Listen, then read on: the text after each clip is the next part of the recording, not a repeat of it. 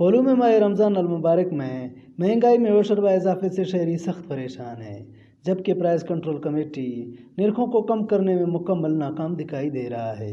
दुकानदारों ने सरकारी निर्खनामा हवा में उड़ा लिया है।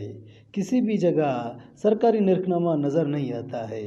इस मौका पर दुकानदारों का कहना था कि हमें रोज़मर्रा की एशिया खुर्दनोश महंगे दामों पर मिल रहे हैं, जो हमें भी महंगे दामों फरोख्त करना पड़ रहा है। अवामी हलकों का कहना था कि प्राइस कंट्रोल कमेटी ने डीलरों के सामने घुटने टेक दिए हैं।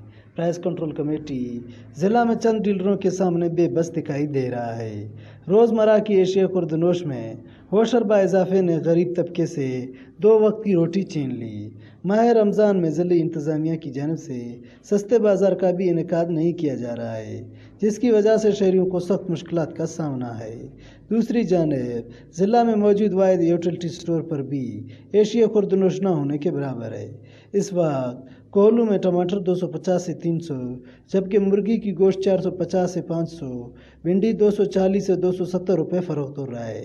दीगर पल्लों की कीमतें भी आसमान से बातें कर रहे हैं। शहरियों ने सूबाई हुकूमत से ज़िला में सस्ते बाज़ार के इनेकाद करने का मुतालबा करते हुए कहा, महंगाई से शहरी सख्त परेशान है। शहरियों ने हुकूमत से मुतालबा किया है कि नोटिस लेकर महंगाई करने वालों के खिलाफ कानूनी कार्रवाई की जाए। कैमरा टीम के हमरा अहमद मरी, वश न्यूज़ कोल्लू।